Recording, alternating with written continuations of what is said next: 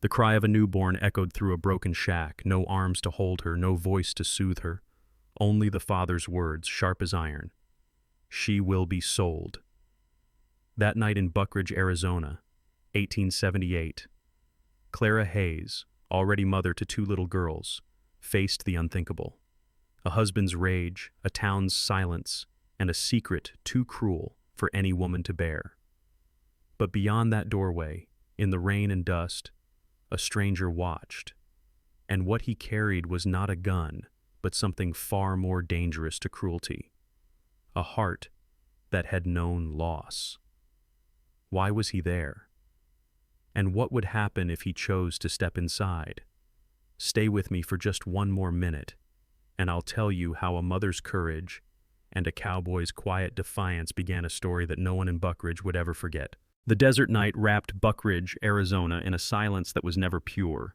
Coyotes barked across the gulches, their cries riding the dry wind. Dust spun through the crooked fences and sagging porches, clinging to the lantern glow that leaked from tired windows. Buckridge was a place where even the buildings seemed weary, holding on not for comfort but for survival. On the southern edge of town, away from the saloon's dim laughter and the sheriff's locked office, stood a shack patched with tin and tar paper. Its door leaned on one stubborn hinge, its roof held together by nails and prayer. Inside, the air was thick with smoke from a weak fire, the musk of straw, and the raw sting of blood. Clara Hayes, 27, lay upon a straw mattress, her body trembling from the force of labor. Strands of chestnut hair stuck to her damp cheeks, her lips pressed tight against a cry that begged to be released. In the corner, 2 little girls huddled under a thin quilt. Maggie, 6, freckles scattered across her pale skin, held her younger sister June close. June was 4, her blonde hair tangled, her face streaked with tears. Their wide eyes watched their mother with helpless fear. The man pacing in the shadows did not move to comfort them. Tommy Hayes, 32, broad-shouldered but wasted by whiskey, leaned against the doorframe. His shirt clung to him with sweat, his face rough with stubble. Once he had carried the look of a man chasing land and cattle. Now, failure had carved him hollow, leaving behind only bitterness sharpened into cruelty. Then came the sound that split the silence, the cry of a newborn, thin and fragile yet fierce enough to cut through the air. Clara's arms shook as she lifted the baby girl to her chest. The infant's face flushed red, fists clenched as though she already sensed she must fight for her place in this world. Clara whispered through tears, a mix of awe and sorrow. "A girl." Tommy's eyes narrowed. His lip curled into a snarl. "Another one?" He slammed a chair against the wall, the crack echoing through the shack. 3 girls, Clara. 3 mouths, and not a son among them. What good are you to me? The words struck harder than fists. Maggie whimpered. June buried her face against her sister.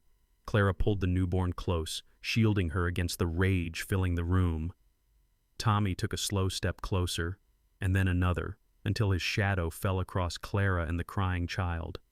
His voice lowered, mocking, bitter. "I know a man, rich east of here. He doesn't care about boys or girls. He just wants to be young. And this one," he jabbed a finger toward the baby, "this one will fetch a price." Clara gasped, her strength spent, but her spirit rising in defiance. "No, Tommy, please." He leaned closer, the stench of whiskey on his breath. "You think you have a choice?"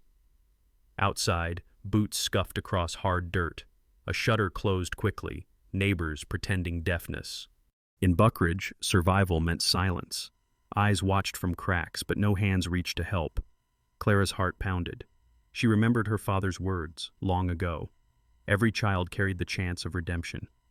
Now she feared her own child might be traded away in shadows. From the corner came a small voice, shaking but brave. Maggie slipped from under the quilt and planted herself before her mother.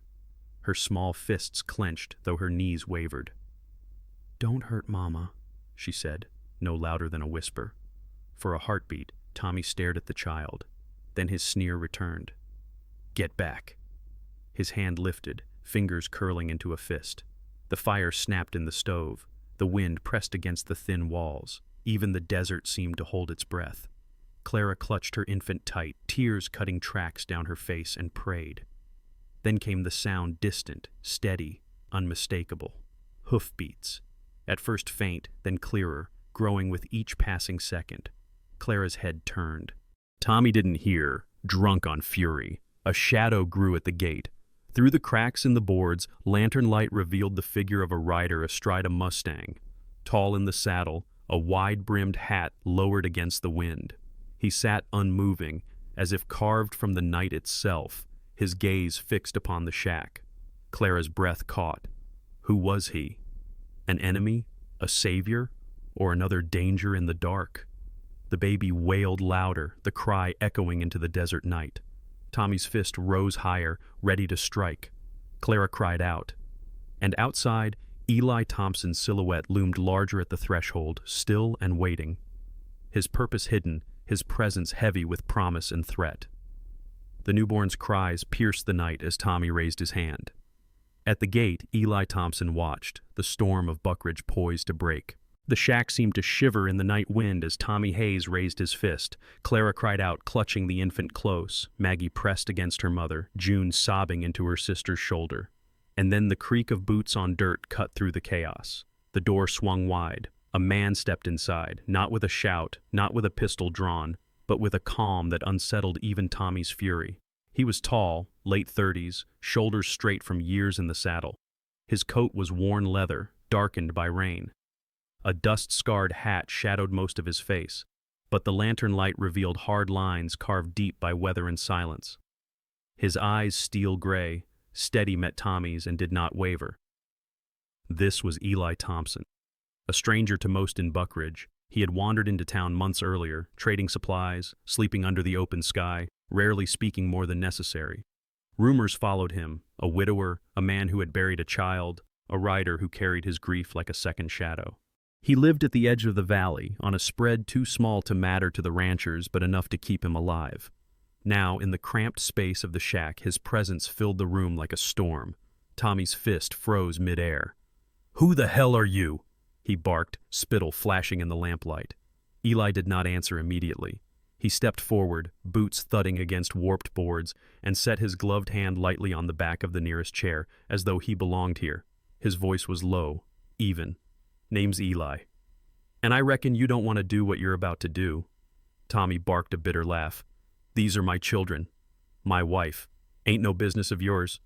Clara's lips parted to protest ex-wife, but fear held her words inside. She only tightened her grip on the newborn. Eli's gaze flicked toward her, then back to Tommy. "You sell cattle you don't own. You drink money you don't earn. And now," his jaw set, "you'd sell a baby." Tommy stiffened. For a moment, his drunken haze cleared, suspicion narrowing his eyes. "How'd you know about that?" Eli let the silence hang heavy. He had been listening outside long enough. Long enough, too, to hear whispers at the saloon earlier that evening. Men talking of a deal, a wagon waiting by the river come dawn. Tommy was not alone in his plan. There was a chain pulling from deeper shadows. "I know enough," Eli said, "and you're not laying another hand on them." Tommy sneered. "Are you aiming to stop me?" "With what, your stare?" Eli did not move for his gun. Instead, he leaned closer to the lantern and with 2 fingers pinched the flame out. Darkness swallowed the room, broken only by the glow of the stove and the rain hammering the roof. In the half-light, the sound of Tommy's breath quickened. He stepped back, unsettled, as Eli's voice carried firm through the dark. "You've got choices, Hayes. You can walk out that door and face the men you owe, or you can test me. But I don't raise my hand unless I mean it." The stillness cracked when Maggie whispered, "Mama, is he going to help us?" Eli turned his head, the gray glint of his eyes catching what little light remained. "Yes, sweetheart. That's why I'm here." It was enough. Clara's body sagged with trembling relief. June's crying softened into hiccups. Tommy cursed, grabbing the bottle from the table and staggering toward the door. "Fine. Take 'em. You'll regret it." His boots splashed into the mud outside, swallowed by the storm. For a moment, only the rain filled the silence. Then Eli moved. "Gather what you can carry." Clara blinked at him, her lips trembling. "I don't even know you." Eli crouched near the girls, his face lined with tired kindness. "You don't have to." "Not yet. But tonight, you can't stay here. He won't be back alone." Clara hesitated, torn between distrust and desperation. Then she saw Maggie reach for Eli's gloved hand, small fingers curling around his. The decision was made. Within minutes, Clara wrapped the newborn tight against her chest, pulled shawls over Maggie and June, and stepped into the rain with Eli leading the way. His horse, a bay Mustang with a scar down its flank, waited tethered near the gate. The animal snorted at the storm but stood steady as Eli lifted Maggie up behind the saddle and set June on his other side. Clara climbed up after, the baby warm against her heart. Eli took the reins, steadying them all.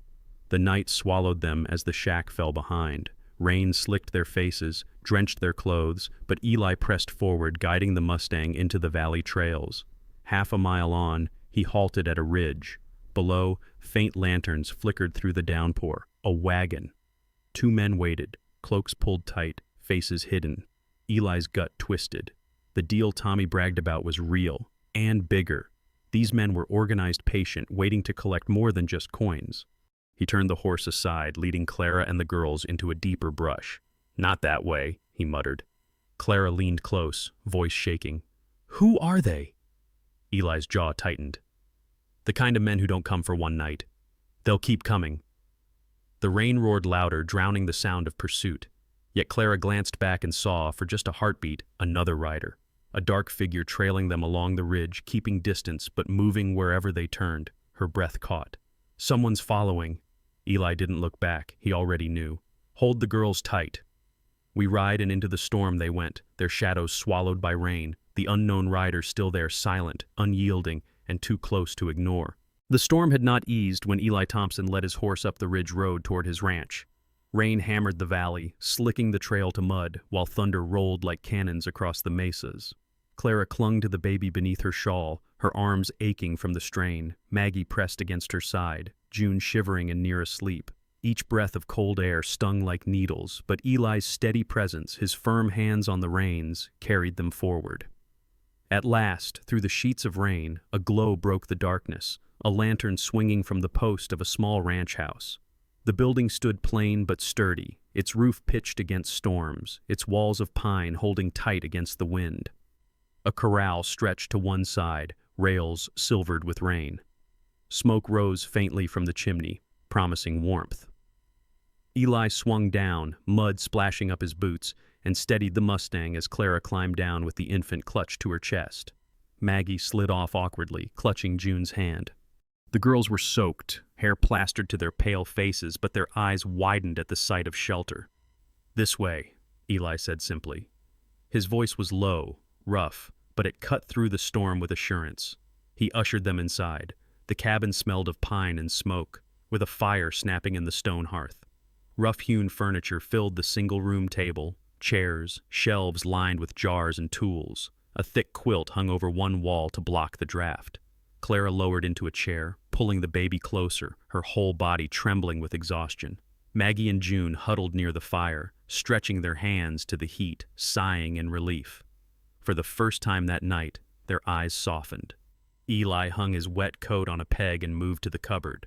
Without a word, he set a pot on the stove, poured water, and dropped in dried beans and strips of meat. The smell soon filled the cabin. He spread blankets near the hearth, shaking the damp from them. Clara's eyes followed him warily. She did not speak thanks, though her lips pressed together as though the word trembled there. When the food was ready, Eli ladled broth into bowls. The girls devoured it eagerly, warmth returning to their cheeks. Clara ate slower, every glance flicking to Eli, suspicion and gratitude wrestling in her eyes. Finally, she broke the silence. "Why are you helping us?"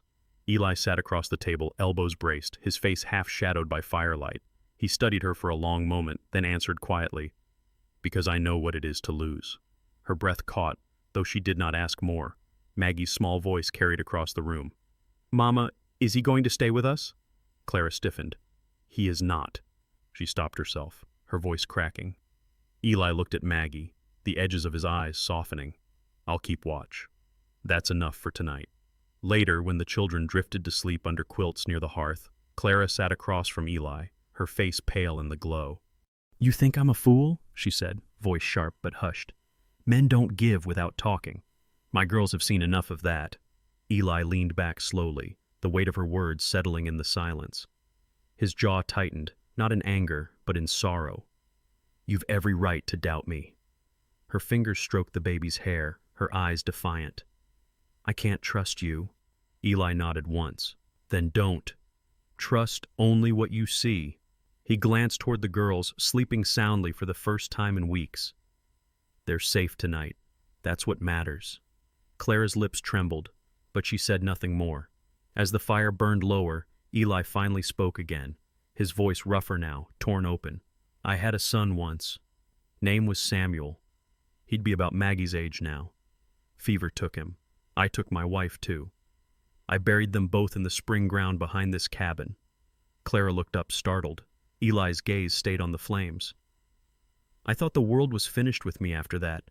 Thought I'd finished with it, too. But when I saw you tonight, holding that child, I knew." His voice broke, just enough for the silence to ache. "I couldn't let another family be torn apart if I had the strength to stop it." Clara swallowed hard, her throat tight. For the first time since meeting him, she did not see a stranger, but a man carrying grief heavy as her own. She looked down at her baby, her heart caught between fear and a fragile new thread of trust. The cabin grew still. Only the crackle of the fire and the hiss of rain at the shutters filled the night. Clara leaned back in the chair, her eyes fluttering closed. For a heartbeat, it seemed peace might hold. Then, a sound. Dull, steady, unmistakable. Hooves against wet earth. Clara's eyes flew open. She turned to Eli, whose head had already lifted, eyes sharp. He set down his cup, rising slowly, hand brushing the rifle by the door. The hoofbeats stopped just beyond the fence. A pause. Then the soft creak of saddle leather carried through the storm. Clara clutched the baby tight, whispering, "They found us." The hoofbeats faded into the night, leaving only the storm's whisper against the cabin walls. Eli stood by the door, rifle within reach, his eyes fixed on the darkness beyond the fence. For a long moment, the silence pressed heavily. Then the rain softened, tapering to a steady drizzle. "Go back to sleep," Eli said quietly, more to himself than to Clara, who sat wide-eyed in the corner with the baby. He did not relax until the fire burned down to embers. Only when dawn began to pale the sky did his shoulders ease. By morning the valley wore a different face. Mist clung to the ridges, the air damp and cool, but the storm had passed. The corral glistened with dew, and the ranch felt if only for a breath like a place where children might laugh again. Maggie was the first to rise, padding barefoot to the door, her hair tangled and cheeks still pink from sleep. June trailed behind, clutching her sister's sleeve. Eli met them with a nod. "Hungry?" he asked. The girls nodded eagerly. He set about cooking oatmeal over the stove, sprinkling in dried apples from a jar. Their delighted gasps at the sweet smell stirred something warm in the quiet room. Clara remained reserved, spoon-feeding the baby, her eyes cautious, watching Eli's every move as though waiting for the mask to slip. When the bowls were set before them, Maggie whispered, "Thank you, Mr. Eli." Eli smiled faintly. Just Eli. The words hung in the air, simple but disarming. For the first time, Clara looked at him not as a stranger, but as a man carving space for kindness where there had been none. After breakfast, Eli reached to a shelf and pulled down a weathered book, its leather cover worn smooth. He set it on the table, opening to a page marked by a pressed sprig of sage. Maggie leaned forward, eyes wide. "You can read?" Eli chuckled softly. "A little. My father taught me before the war. It kept me company when silence was all I had." The girls gathered close, and Eli began reading aloud, his voice steady, rough around the edges, but soothing. The story was of horses running wild through the canyons, of freedom and storms, of finding home. Maggie's face lit up with each word, June's small hand resting on the page as if touching the letters would make them real. Clara sat back, arms crossed, but she listened. She had not heard a man's voice speak with such gentleness in years. That afternoon, Eli led the girls outside. The sun broke through in thin shafts, turning the wet ground to gold. His Mustang, a chestnut gelding with a scar along its flank, stood waiting. "His name's Scout," Eli said, patting the horse's neck. "He's faster than the wind, but only if you earn his trust." Maggie's eyes shone. June clung nervously to her mother's skirts. "Want to learn?" Eli asked. Clara stiffened. "They're too young." "It's dangerous." Eli's gaze met hers, calm but unyielding.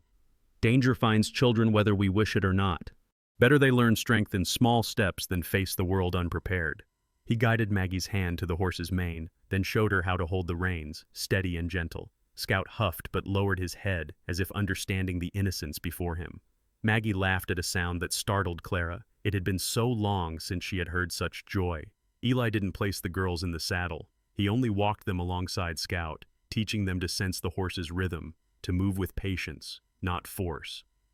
"Strength isn't about striking harder," Eli said, his voice carrying.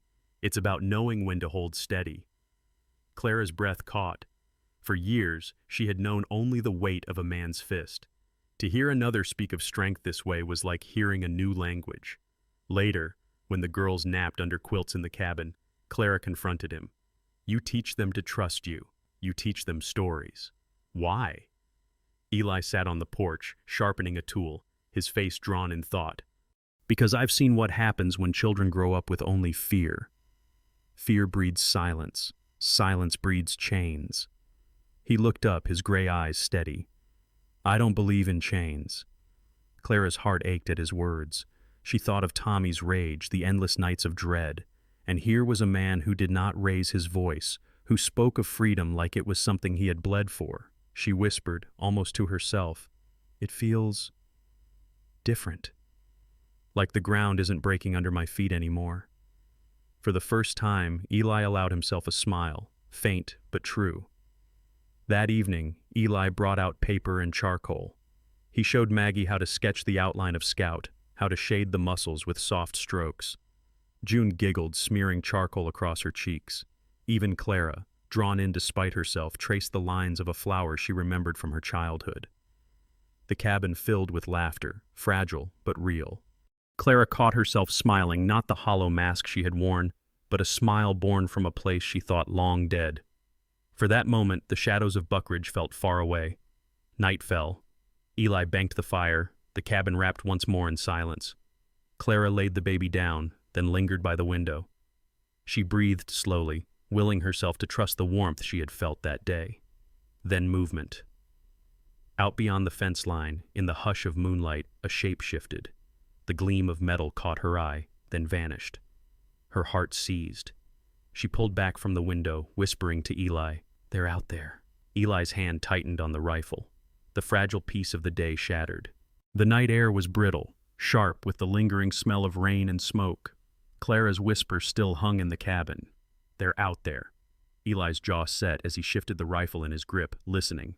Silence pressed in, punctuated by the drip of water from the eaves. Then hooves, faint but deliberate, circling the edge of the ranch. Eli turned to Clara. "Stay with the children.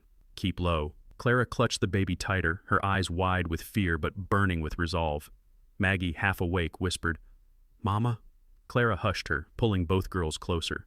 Eli stepped outside. The night wrapped him in shadows. Mist crept low over the corral, the moon a dull silver disk. He moved along the porch with deliberate calm, his boots silent on the wood. Beyond the fence, figures shifted, 4 riders, their outlines jagged against the sky. The leader spoke first, his voice oily, carrying on the wind. "Thompson, heard you've been keeping what doesn't belong to you." Eli's tone was steady. Eli's tone. "The woman and her children aren't yours to claim." A laugh followed, harsh and hollow. The man nudged his horse closer. His name was Vance Grady, mid-40s, a rangy figure with a hawk-like nose and a scar bisecting his left eyebrow. His eyes gleamed like wet coal.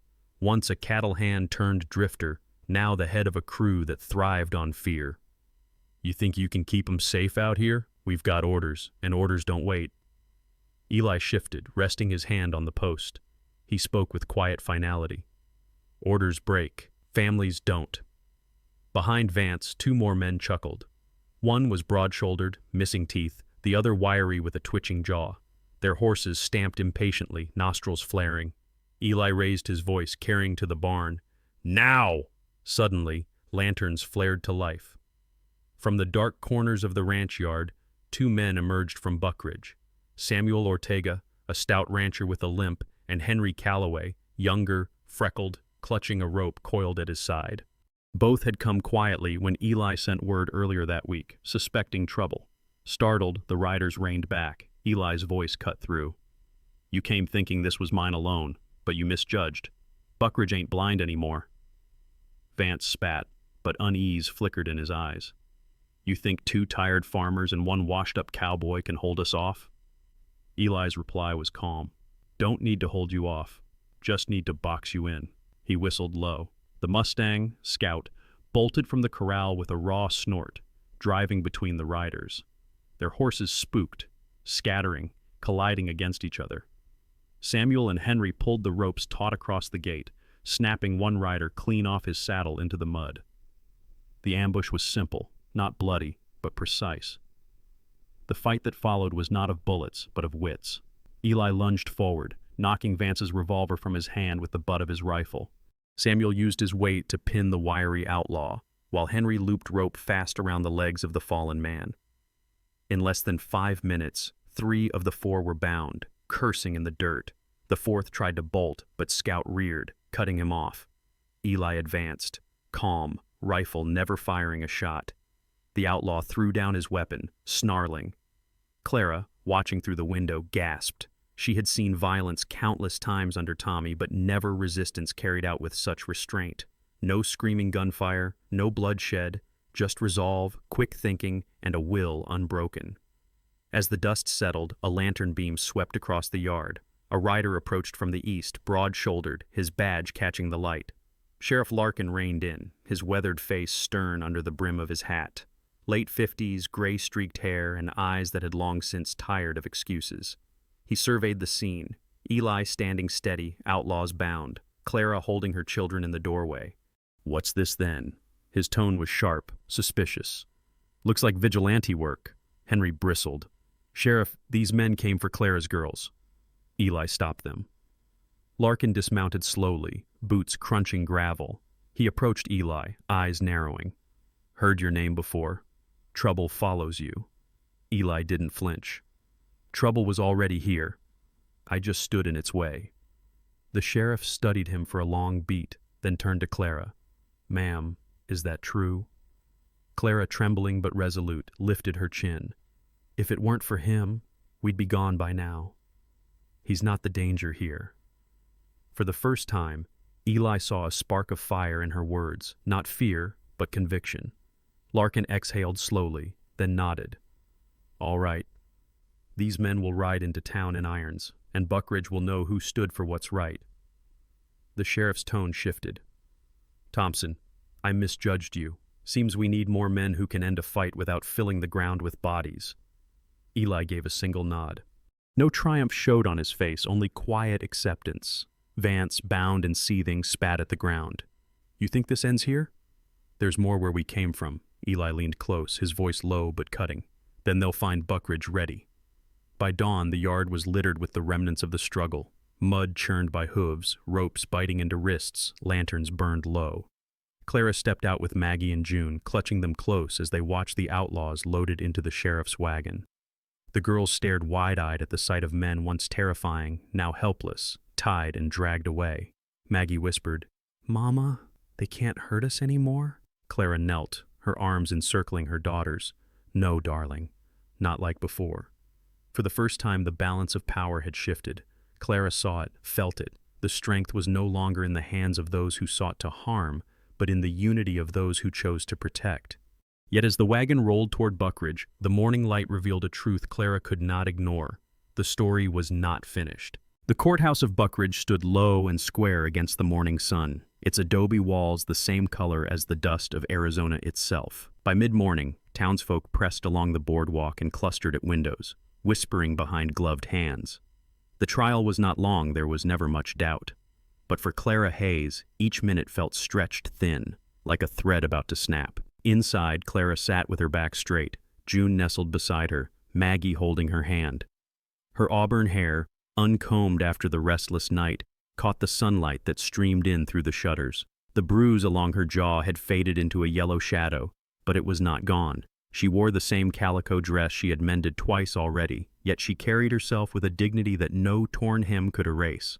Her eyes, once filled with silence and fear, now glimmered with something steadier resolve. Across the aisle, Sheriff Larkin stood watch. A man in his early 50s, heavy in the shoulders and with lines etched deep from sun and suspicion. Larkin had entered this story doubting Eli Thompson. But after the ambush broke without a single shot fired, after seeing children shielded by wit rather than bullets, his doubt had thawed. Now his thick hands rested at his belt, and his gaze on Clara was solemn, respectful. Eli sat further back, broad-shouldered beneath a worn gray coat, hat in hand. He looked older today, the grief in his face softened into patience. He said nothing, for this was Clara's battle to win, but his presence filled the room like the weight of the mountains outside town. The judge, a wiry man with iron spectacles, cleared his throat. "Mrs. Clara Hayes," he declared, "this court acknowledges your right as sole guardian of your children. You and your daughters are under the protection of Buckridge and the law. Let no man contest it again." A murmur rippled through the room. Clara's chest rose as though she had held her breath for weeks. Maggie squeezed her hand, June pressed her cheek to her arm, and for the first time in public, Clara let her tears fall without shame. They were not tears of weakness, but of release. The town saw it too. The broken woman they had once pitied now stood as a figure of strength. Outside, the sun had dipped toward afternoon, painting the street in molten gold. Folks who had once turned away in silence now offered nods, even soft words of encouragement. A widow handed Clara a shawl. A storekeeper touched Maggie's hair with something like tenderness. For Buckridge, it was a small but genuine turning point. Eli waited by the hitching post, one hand resting on the neck of his bay gelding. His face broke into a faint smile when Clara approached. "You held steady," he said quietly. His voice, low and rough as gravel, carried something gentler than praise recognition. Clara shook her head, her daughters clinging close. "We held steady," she corrected. For a long moment, their eyes locked. Behind Eli's weathered features, Clara glimpsed not only a protector, but a man who had carried his own wounds he had never asked another to bear. And in her own gaze, Eli saw not merely a widow or a victim, but a woman tempered by survival, fierce and whole. That evening, they returned to Eli's ranch. Supper was simple beans, cornbread, and coffee, but laughter lifted around the table. Maggie traced letters Eli had taught her on a scrap of paper. June tried to hum a hymn she barely remembered, and Clara sat in the flickering lantern light, her shoulders lighter than the night before. Later, when the girls had fallen asleep in the small room off the main hall, Eli stepped outside onto the porch. Clara followed, pulling the shawl tight around her. The desert night was wide and quiet. Stars scattered like silver dust. In the silence, Eli reached into his coat pocket and withdrew a small locket, tarnished at the edges. He held it out, not forcing, only offering. "It belonged to my wife," he said, his voice unsteady. "She carried it when our little one was alive. I've kept it all these years, but maybe it's meant to hold another story now." Clara hesitated, her fingers trembling as they brushed the metal. Inside lay a faded curl of hair and the engraving of two initials, E.T. "I can't," she began, but Eli stopped her with a shake of his head. "You can," he whispered, "because you're not the woman you were when we met at that gate, and I'm not the man who thought his story ended with loss." She closed her hand around the locket, pressing it to her heart. It was more than a keepsake.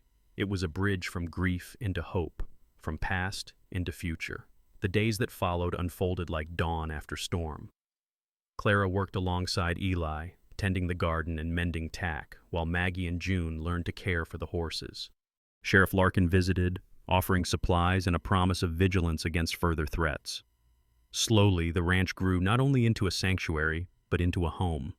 On one evening in late spring, Clara stood at the edge of the corral as Maggie and June chased each other in the tall grass, their laughter ringing clear. Eli leaned against the fence, arms folded, the setting sun igniting his hair with copper flame. Clara turned to him, her eyes reflecting the same fire. "Do you think it will last?" she asked softly.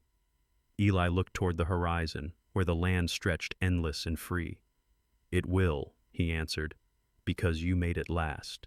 The girls ran up then, breathless and smiling, each holding one of Clara's hands.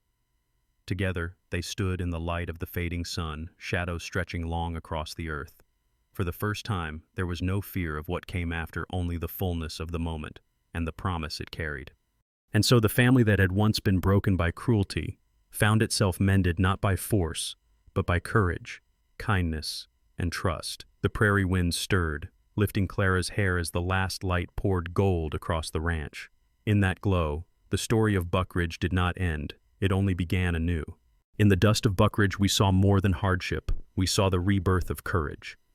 Clara Hayes began as a woman silenced by cruelty, yet step by step, with her daughters at her side and the steady hand of a cowboy who had known loss, she claimed back her voice. The lesson is not only about surviving pain, but about how kindness, trust, and the will to protect what matters most can turn broken lives into living testaments of hope. In every shadow, there is the chance for light, and in every family chosen or blood, there lies the strength to begin again. If this story touched your heart, let us know where you're watching from in the comments. Share it with someone who believes in second chances, and be sure to subscribe so you won't miss the next journey we'll ride together.